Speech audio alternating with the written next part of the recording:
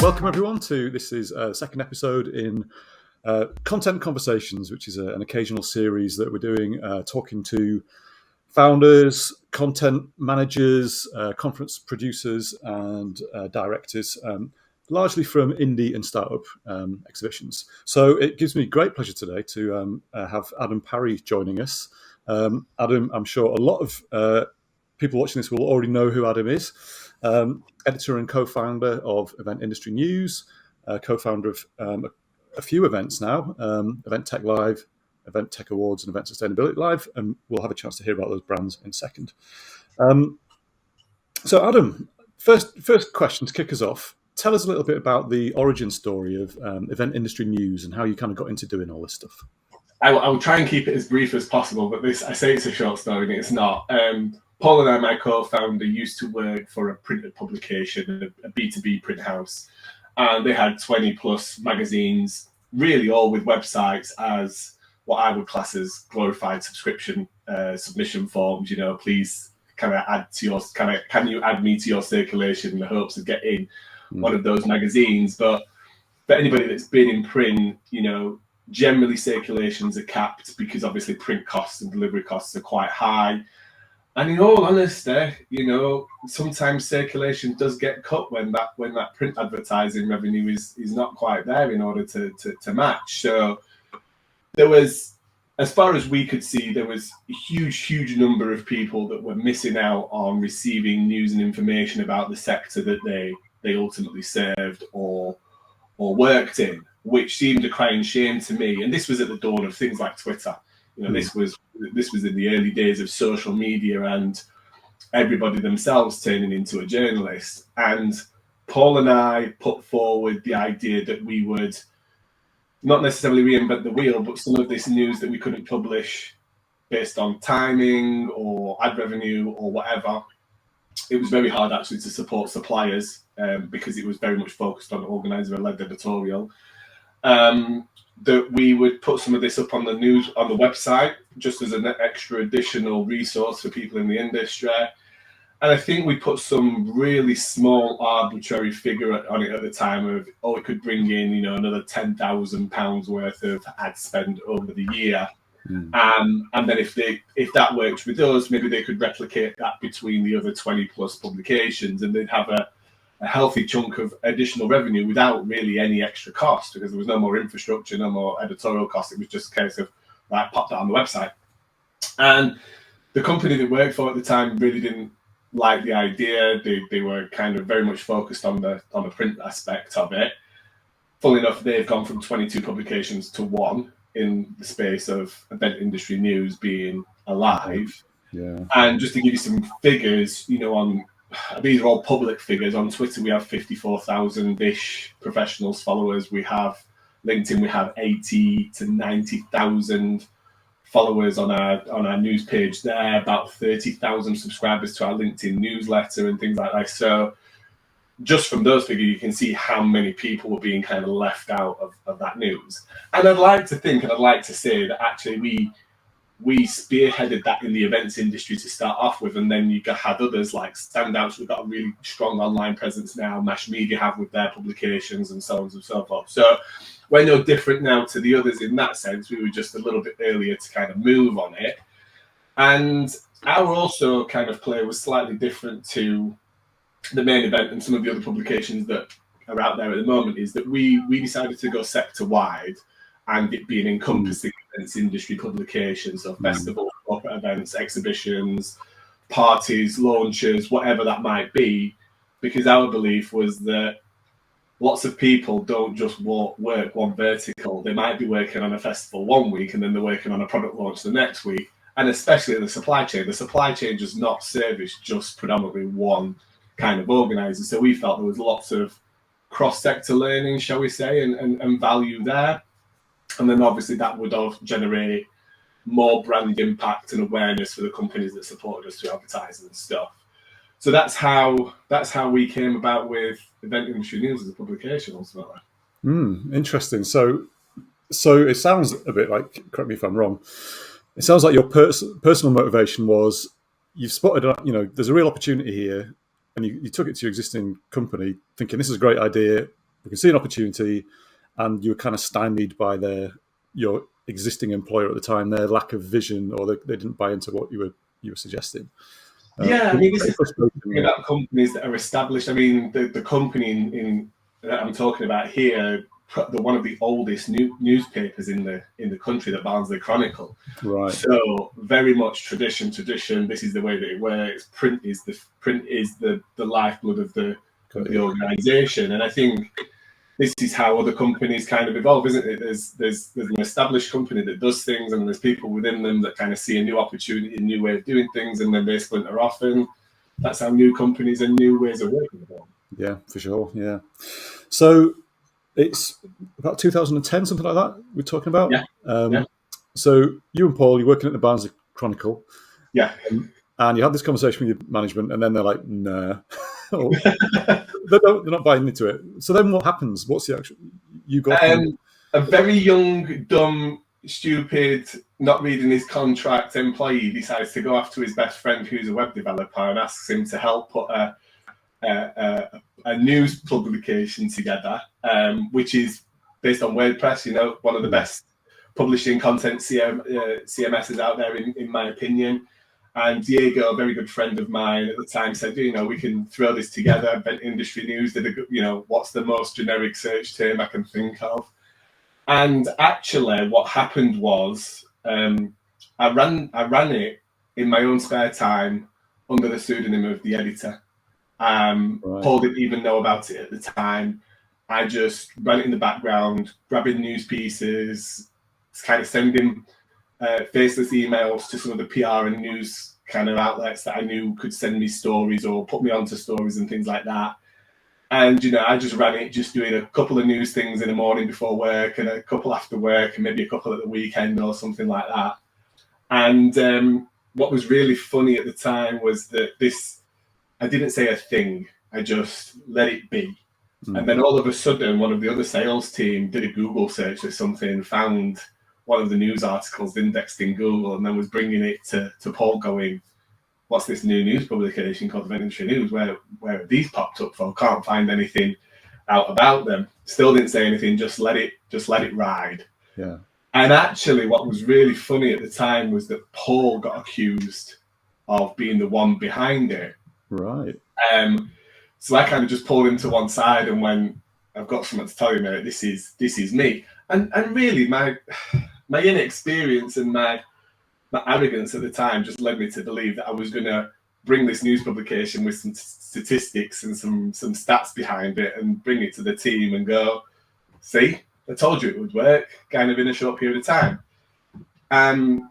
What happened then was that I actually got approached by somebody else I knew in a slightly different sector, working in the public sector for schools and the NHS and things like that, and said, do you want to jump over here? Do you want to come and work with us, kind of thing? And it was a fantastic opportunity. It was a great job and things like that. So I kind of jumped at that, and then actually found myself just still doing this publication in my spare time. I just kept doing it. Yeah. And then in a lot. This is a long story, isn't it, Joe? Sorry, but. The company that I worked for at the time, somebody noticed that my LinkedIn profile didn't say this particular company that I worked for. It was just one of those things that didn't really update or anything like that. And then I think that person did a bit more digging and found me associated with this Event Industry News publication. And then a gentleman called Mark Hass, who was the kind of the managing director of this business, pulled me into his office and said, Adam, what's this Event Industry News thing you're associated with? And I just kind of played it off and said, oh, it's a part-time gig, it's not even really generating any money, it's just kind of a hobby, it's like something I'm interested in from past experience. And he just looked me dead in the eye and said, I don't believe you for a second.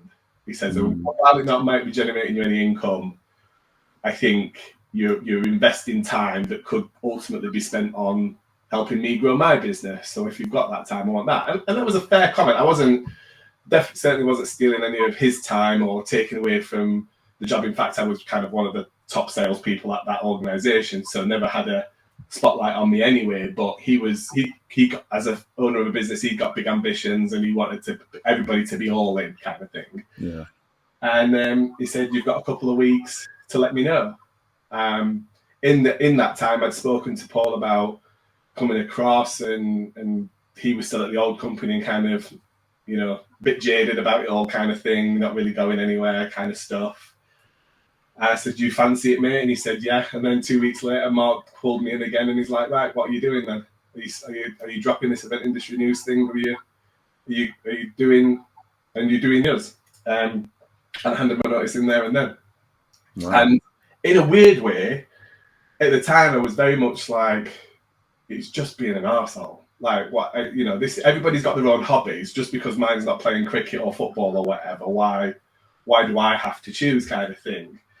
And actually, I think I've got a lot to thank for him to giving me that push, because I think it would have probably been a long, long time before I actually took that leap. Because, didn't have any kids or anything like that, but, had a mortgage to pay and had a company car at the time through the business. And it's a big step, isn't it? Income and stuff like that. So is event industry news making any revenue at all at this point, or is it just about, mate? There's not that many people supporting this. No, it's a big leap of faith you're taking. Basically, you're walking away. At the time, barely. Barely. We're talking probably not even $8,000 a year or something like that. It was literally just a few bits here or there of somebody wanting to put a banner on the website or something like that. And it wasn't even like we had official rates or anything like that. It was like, well, somebody's asked us for something, let's make a figure up, kind of thing of what that looks like. So it certainly wasn't enough to support me and Paul as a team. And I think, it's one of those things that at what point is it enough? Do you know what I mean? But what me and Paul did, and that was our skill set at the time, is we picked the phone up to people that we knew and had relationships with, and shared what we were doing and gave them good rates and things like that, and that quickly turned into a fairly decent income within the first year or so. So it's daunting, because all of a sudden you're like, right, where's the couple of grand a month coming that I need to pay the bills and stuff? From? And I can remember funny conversations like, do we need business cards to go to this first event with? Because we could do without spending the 50, 60 quid or whatever it is on business cards. And I'm like, I remember. Like, how's people going to contact us and follow us up if we've not got business cards to give them, stuff like that? Well, enough, we don't have business cards now. We've not printed a business card in years, but it was just really interesting, those like microscopic analyzing conversations you have when you first set up of like, for sure. I mean, when you've got no revenue, you need good financial discipline in the early days, don't you? You've got to watch every penny that you spend. Yeah, absolutely. And I think, but the financial discipline comes from not always saying no to spending. It's choosing the right time to spend and invest in the business with the view of that ultimately is going to have a positive impact on sales, revenue, ROI, whatever you want to call it. So. I want to come back to a comment you made earlier on about event industry news being industry wide. Yes. So the scope of the content of event industry news, like you say, it's the entire industry, isn't it? Yeah. But then, sort of fast forward a couple of years, 2 or 3 years, and you're founding Event Tech Live. Yes. Which is super, super focused on this one very narrow niche within events. So tell me about how that evolved and came about. Slightly my own personal interest, if I'm honest. I think I've always been inherently interested in technology and digitization and innovation and that kind of stuff.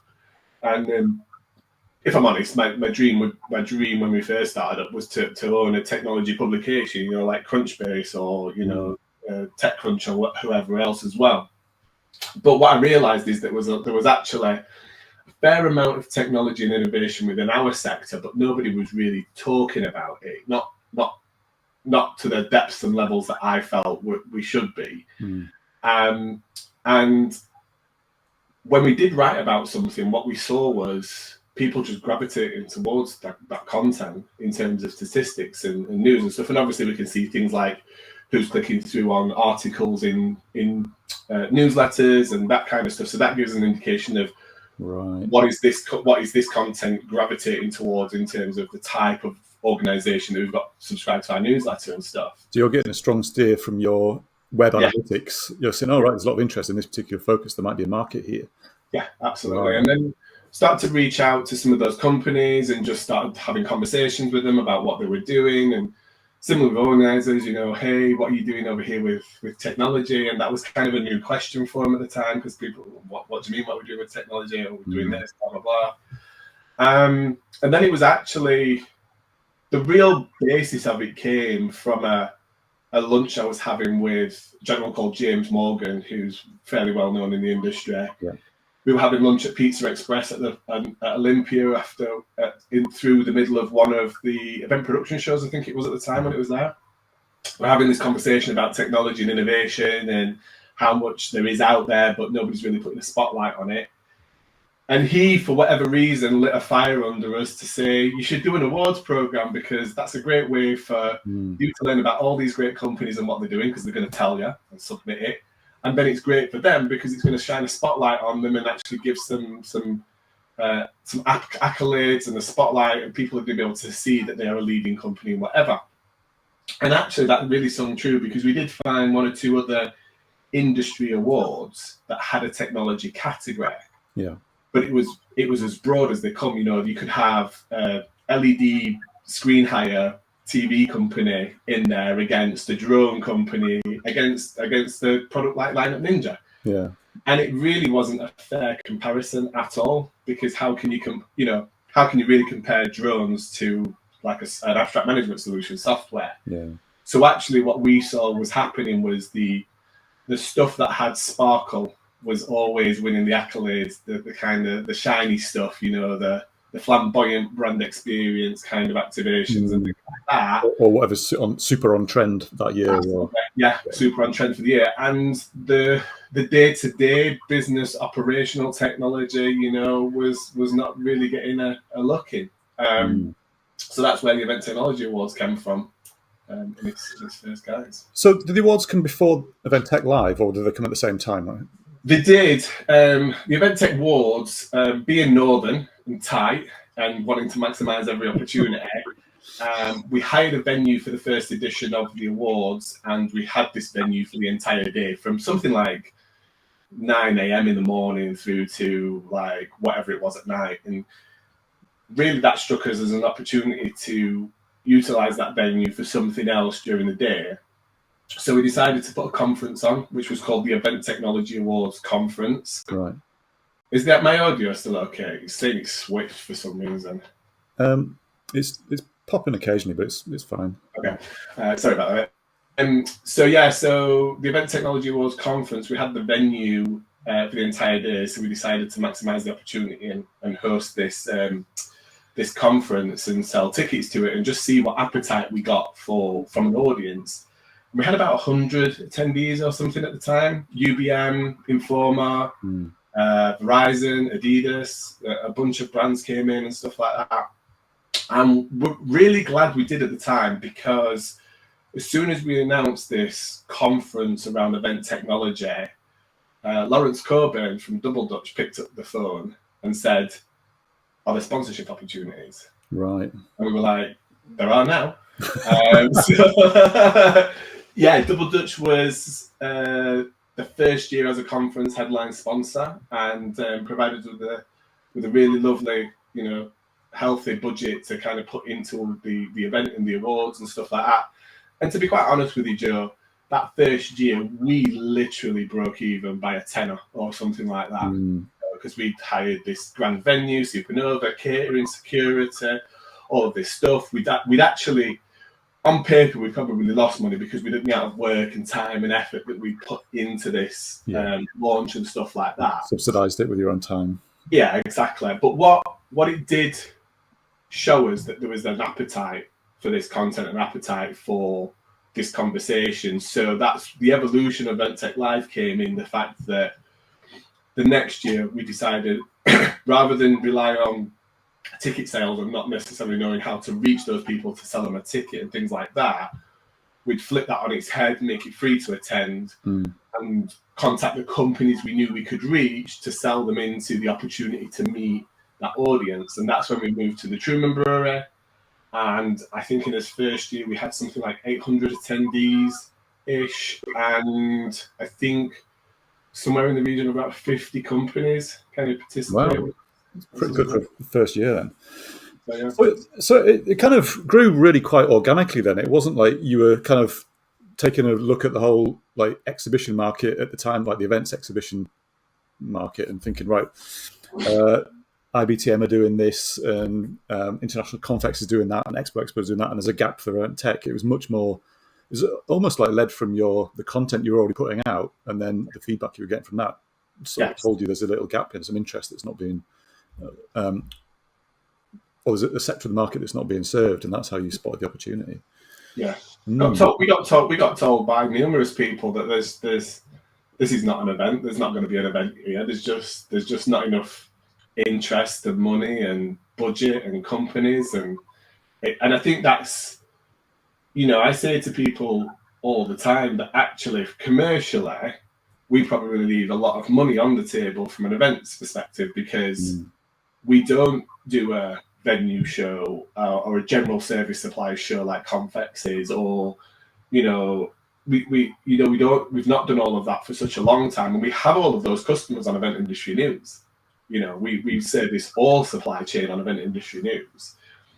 But there's two things. I think one, it would have distracted us and not really built the brand and the reputation and things that we've had for Event Tech Live as being this very, very special, unique event that if you want to learn about technology, that's the place to go. And if I'm honest, there's so many, as I would call them, general industry shows out there. It's like, what are we adding back to the industry? We're just creating another moment in time for a bunch of people to come together because it's an industry event and hope that they meet some people and stuff like that. And, I think Convex do a good job. I think IMEX do an exceptionally good job for their market. I think there's some other smaller niche shows out there like CHS that do a great job and stuff like that. So I think all of that's covered and has been for a long, long time. Yeah. What's interesting is there's only kind of one or two small things that have actually popped up over the last 10 years that are kind of focusing on event tech, but still nobody kind of tackling it from the way that we approach it, which is lots of content and a trade show floor for people to meet with those suppliers. Yeah.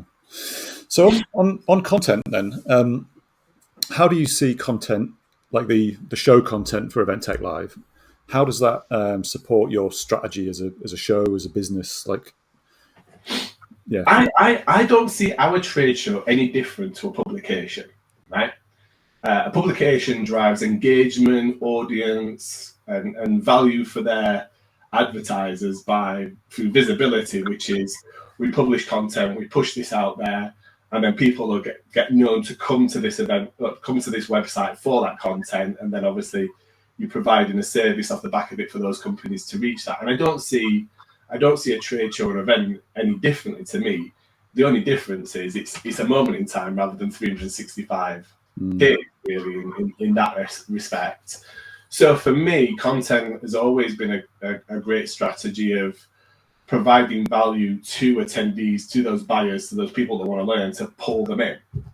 If we can help with that content, then become more confident with technology or help to embrace technology, that inversely has a positive impact on the supply chain, because the fear of something only comes from the lack of or the absence of knowledge on it, as far as I'm concerned. The more knowledgeable people are, the less fearful they are of technology, the more they will embrace and adopt and quote unquote take risks or whatever you want to call it when it comes to technology. So I see our role in that. Let's help people become confident with the technology, learn from others.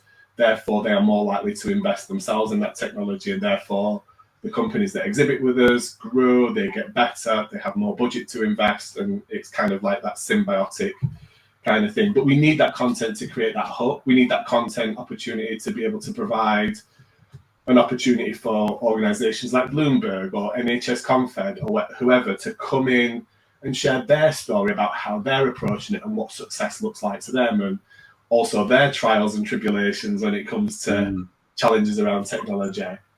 And I think actually a decade ago, this was more true than it is probably now. But there was so little knowledge share that it was really challenging to actually find organisers to share their stories. So, and this still plays a role now. The supply chain is still a large proponent in our content and agenda, because they do thousands of events a year. They are on the bleeding edge of technology when it comes to the implications of things like AI and stuff that's coming through. They're developing it and stuff like that. So the event has also been a great soapbox for suppliers to be able to come in and share their stories on what success looks like to them or their customers and stuff as well. Yeah. That's fascinating that you see the content as essentially feeding this virtuous cycle of helping to grow the market for the products that are being advertised or exhibited at the show. I was about to ask you something else about what you did. Completely gone out of my head. So how do you strike that balance between, exhibitors? Speaking as someone who's exhibited at your show, I want to get up on stage and possibly a little bit obliquely, I want to kind of pitch what I do and make your audience aware of what we do. But it needs to be educational for the audience as well. And I know that when some of your guidelines for when you're asking people to submit talks for your show is like, you will favour like the buyers or customers' stories. How else do you sort of strike that balance of keeping your exhibitors happy so they get a chance to kind of position themselves as thought leaders or show the products, while at the same time making sure it's still educational for the visitor?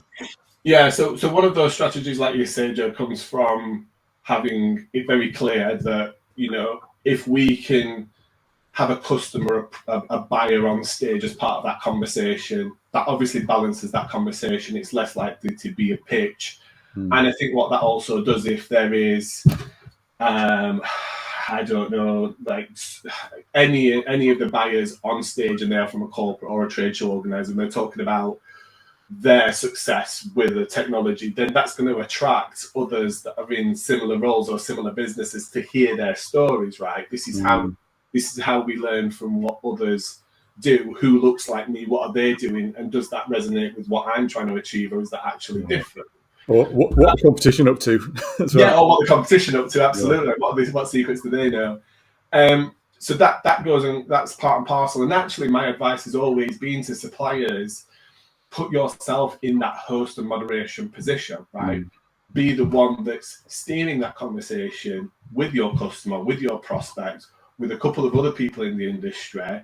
So you're in a really strong position with the conversation, but you're not necessarily. It doesn't look like it's a pitch for your company. It's not. It's around the right topic that resonates with your company, but it's not about your company.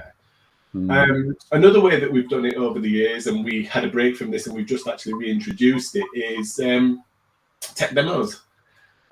We just reintroduced that for our Vegas show to give people a very, very honest opportunity to speak about their product for 10 minutes.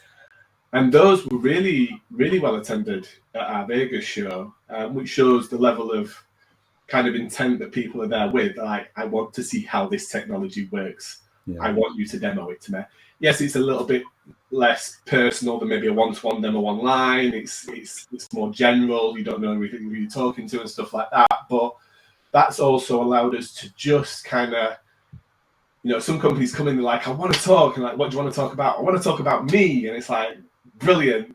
This is the format. Do you know what I mean? Like, to be honest, let's not take 30 to 45 minutes of somebody's day up doing an extended demo. Let's do that short. Let's be honest with the audience about what that is and what they're going to get. And then you can go around scanning badges or whatever. That's absolutely fine. But let's do it in this format. So that's another way, is certainly looking at the formats. Another one has been trying to steer people towards kind of things, other content formats like roundtables, or we did one with you last year, which was kind of like that that focus group format, which is another way that we're trying to kind of just differentiate the content based on what people want to achieve out of the event, especially if they've got a new product or they've got a new rollout or something like that. And I think as well, lastly, it comes down to trust, right? You know, we've got long-standing relationships with a number of our exhibitors. We've seen them speak or be part of speaking for coming up to something, in some cases, a decade now. And there's a level of trust that you see that you kind of think, right, this company is talking about something that they probably are experienced and know about. And I trust them if they say they're going to put a panel together with this, this, and this is going to happen, or if they're going to talk about this is going to happen. The challenge is now coming from companies or individuals submitting content through a system like Lineup Ninja, which on the face of it looks great, but you can tell quite quickly it's written with AI. And even people we've known, I mean, I've submitted things using AI, so I've not inherently got any issues with that. Like using tools to speed up the process or make it more engaging in terms of written content is absolutely fine by me.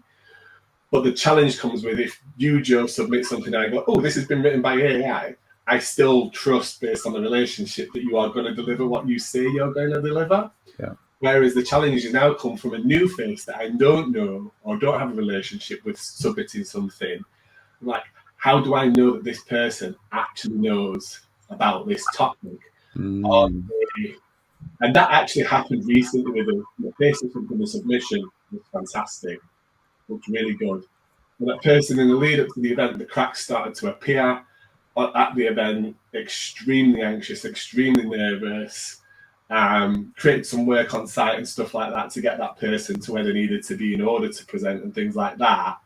And that was clear that on our part, that was one of those things we'd missed. It was like, do we now need to introduce more steps and checks and balances in that process to make sure that this content that's being submitted, the person can actually speak about it? Yeah, that's interesting. Really interesting.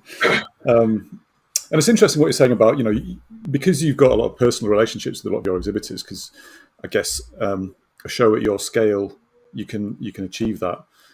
If your show was like 5 times the size, it might start to be difficult to remember like who are all these speakers, what they're talking about, and are they any good or not. So yeah, maybe that's a different challenge. But the AI one is really interesting, that people are submitting things without even knowing what they claim to talk about. Because people want an opportunity to. There isn't. You know, we talked about how do you quantify value earlier. There is a quantifiable, unquantifiable value to having an opportunity to present and speak at an event. There's a value to the marketing and the lead up, the exposure, the positioning, the strategy that might come around it afterwards in terms of follow up. You know, is there a video that we can then use to market ourselves afterwards that comes from the organizer? That's, you know, if somebody was to record a video, how do they get that out into that audience and stuff like that? And I don't know, let's just put an arbitrary figure for it. If you wanted to pay for that level of exposure, then it's probably a fair few £1,000 plus, depending on the size, scale, and the audience of the event, kind of thing, in any kind of scale. So I totally get it. There is that appetite for people to be on stage because of all of that value, especially if they don't have to pay; they just have to be chosen, right? Yeah. So it's kind of like it's almost like the same challenge that I see people having with interview processes. You know, there's all these interview hacks and get your job done. Yeah, but can you actually do the job at the end of the day? You might be able to secure the gig, but can you actually deliver, kind of thing? And actually, I think that's a real potential, what's the word? Hurdle, not hurdle, but like, I can see people getting caught out, you know. I can see big events scheduling people that on the face of it look like they've got some clout on this topic, and then they're in front of a massive audience and they get pulled apart quite quickly. That could have a massive detrimental effect to that person's career. Obviously the organizer is going to get a load of flack, but one of a couple of hundred speakers falling through the caps, they're probably not going to get that much of a beating for it. But that one individual could also all of a sudden become the laughing stock of that sector quite quickly. Yeah, and it's going to reflect badly on them professionally, but also if they're representing an exhibitor or sponsor, then it's not only failing to capitalize on that multi-$1,000 or pound opportunity, it's actually turning that into a massive liability, isn't it? Yeah. PR nightmare. I think that's the same with, if I pitch a session to Event Tech Lab and say, I'm going to get up and I'm going to talk about, I don't know, the future of facial recognition or something. And you're like, great, yeah, we definitely want that. And I get up on stage and I start talking about how amazing Lineup Ninja is for organising these speakers. I'm just going to look terrible. And I think a large part of the challenge here is about setting the audience expectations and meeting them. So what you were saying before about the tech demos, lots of people are going to be totally happy to go and be pitched to for 10 minutes. If it's a low pressure environment and if it's not a one-to-one, they can go, there's 10 people sitting around. Oh, great. I actually get to watch somebody tell me what this product is. If they know that's what they're going to get. Yeah. But if they think they're going to get to talk about facial recognition and then they get some dude up on stage saying, oh, yeah, you should buy my product because X, Y, Z, that's when you start to really alienate your audience. And that's the thing to be really careful for, isn't it? Yeah. As someone who's spoken at events and has been an exhibitor, it's a huge temptation, but it's one you absolutely need to steer clear of because, you just make yourself look like a chump. And I think if you... listen, AI is the topic of the moment for many sectors, isn't it? And I'm not suggesting this for anybody considering doing anything for Event Tech Live London because we will be inundated with subject matter around that. And maybe it's not your area of expertise, right? It's certainly not mine, but I know what skill set I do hold, and I can hold a conversation and interview people on that subject. Yeah. So if you want to be kind of on that leading edge of conversations and you don't necessarily have the experience or the depth of knowledge on that, become the Piers Morgan of it, but that's a really bad analogy. But become the interviewer, become the person that knows how to hold a conversation, how to connect that conversation, how to get the best out of those speakers. Speak to the organizer. Is there anybody you want to pull in on this panel? I can go out and look for people. There's plenty of people that are probably working in a sector. And if you reach out to them and say, hey, I have an opportunity to speak about this topic, or I'm organising a panel for this organizer on this topic, would you be available for it? That puts you in that driving seat on that topic without any of the pressure of being the one that has to have that super depth of knowledge on it to be the expert. Yeah. That's the easiest tactic to do that kind of thing. Yeah. Amen to that. Definitely. Totally agree with that. You've already answered some of the other questions I've jotted down that I wanted to kind of quiz you about. There's one maybe about how you're getting all this content for your shows, getting, I don't know, like at the Event Tech London show, you might have 100 speakers talking on 80 topics or something. Yeah. How do you maximize the value of that content to you and for your sponsors and exhibitors? Yeah, absolutely. So one of the ways that we do that is we invest heavily in capturing every moment in time that we possibly can across the event. That's not just with recording sessions actually that are happening on stages, and we've got 7 stages across the 2 events that we co-locate together now. So that's 7 lots of AV teams, 7 lots of double shot cameras, operators, editors, studios, and I'm going to give First Sight Media a shout out, who've been probably the most incredible partner we've ever had in terms of facilitating that. That's now also grown into 2 dedicated on-site studios to bring people off the show floor, visitors, exhibitors, things like that, doing those kind of, as we call, second stage pieces of content. So that's kind of the experience-led side, the more in-depth interview side. We've actually partnered with a couple of companies who themselves have kind of content curation kind of opportunities in the show. So an example of that would be Event Engine, who have their own podcast, and we help facilitate interviews with them for their podcast, which obviously gives us a reach and an opportunity for some of those exhibitors and things like that. So even now, with Photo Go To, snapping pictures of people just walking around the show and offering them the opportunity to grab a picture of themselves and share it on social media. I don't know what the value of that is. I don't even know what it looks like as a budget line if you were to put me on the spot in terms of what it costs us. But as I see it, is if you don't capture that, nothing is discoverable after the event. You've lost all of its value of all of that manpower, that time, effort for everybody involved that's gone into creating this content. And yes, it's harder to create a lead generation opportunity post event for a company with, let's say, they've spoken at the event and we publish that content and we put it on YouTube or we put it out in a newsletter and stuff like that. It's really hard to gate it and make it quantifiable and stuff like that without it kind of slowing down. But the value I think there is long term is that search history of maybe they did come across a session from you 3 years ago, Joe, and it just so happened to be on the topic that they are searching for right now, and you're the company they come to. They're not going to tell you, maybe they would tell you, I don't know, but they're not going to say, I've just watched a Event Tech Live session you did 3 years ago and I'm really interested in having a demo with you now. But there's value there. And I think there's also value there back to us in terms of our marketing machine of the more content we have archived out there on the web, the more it's indexed by search engines, the more likely is anybody that is currently searching for information or knowledge on any event technology subject matter, that kind of keeps bringing them back to this Event Tech Live brand. And then through that, the value of attending an in-person event with one of our events really becomes apparent. It's like, this is the event to go to gain the latest in the knowledge when it comes to event technology. So I'm going to make that investment in booking a train, hotels, whatever that might look like, and coming to London, especially from further afield. Yeah. And I think we've seen that even more recently over the last couple of years with cohorts of agencies and brands and things coming over from places like Spain for a day to have a tour around the show and actually engage with exhibitors and actually have kind of a showcase of some of the best bits of the show and stuff like that. And then that's not a cheap exercise for 10, 20 of those to come over.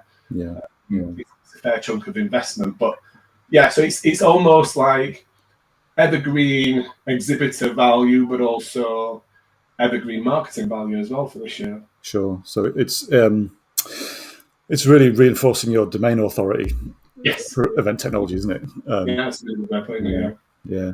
Perfect. I'm conscious of time, and I've had you for ages. A couple of last questions, just to sort of round up. Any words of wisdom for other founders thinking of starting their own trade show or exhibition? Or don't do it. Don't do it. Be very patient. There are organisers out there that can launch shows, and overnight, on the face of it, they are immediate successes. You know, I've got a few friends in the industry, and I'm like, how the hell have you done that in 2 years?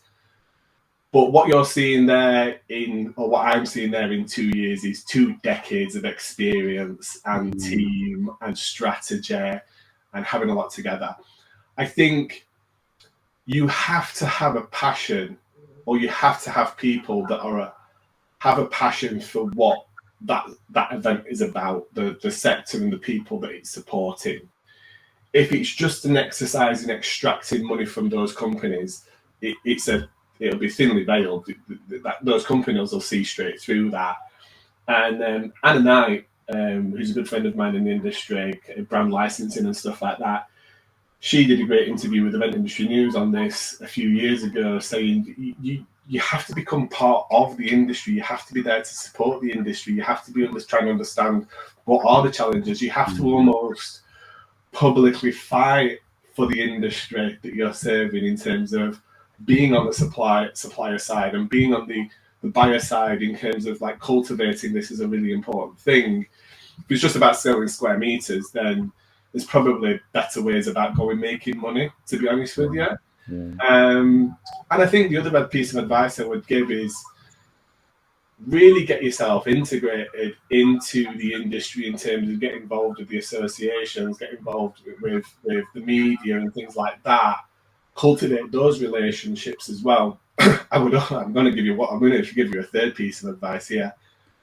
I would honestly launch a publication first before a show, because audience acquisition is the hardest thing. And I think publications are a great way to have that vision of maybe there's a show for this, but before that I can launch a publication, build an audience that I then sell the event to, both from an point of view and And I think it's a little bit, a site ground site running WordPress is a couple of £100 a year kind of thing, potentially, to get started. You're not going to be spending tens of thousands of pounds in funding an event to get it off the ground. And then if you don't have an audience, then that's the first and last time you do it. So you probably lose a lot of money in the process, right? Yeah. Well, this is the thing.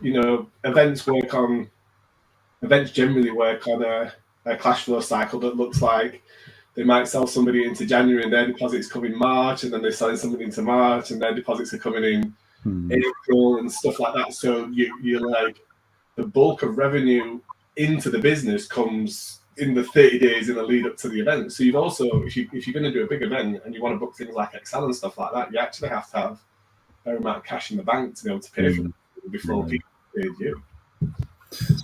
So it's a high risk endeavor. If you haven't already got that audience, just go to Vegas and go red or black's probably better.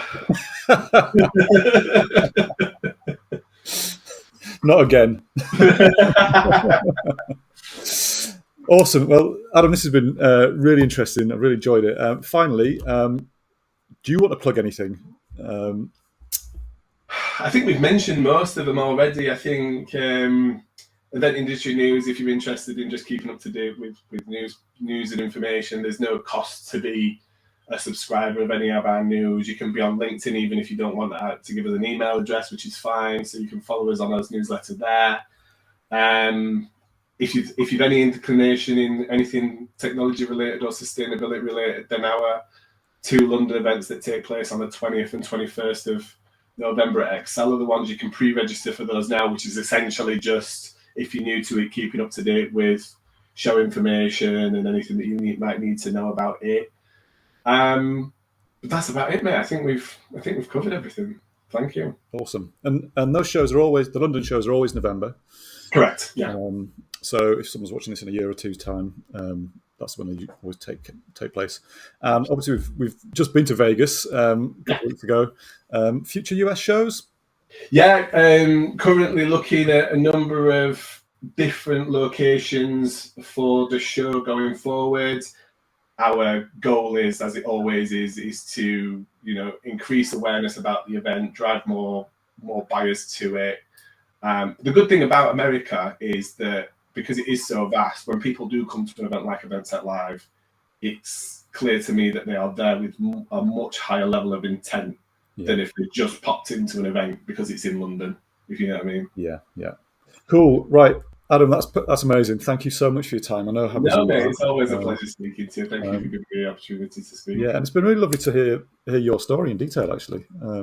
That's personally quite inspiring, and some nuggets of wisdom in there for me as a founder as well. So thanks for that.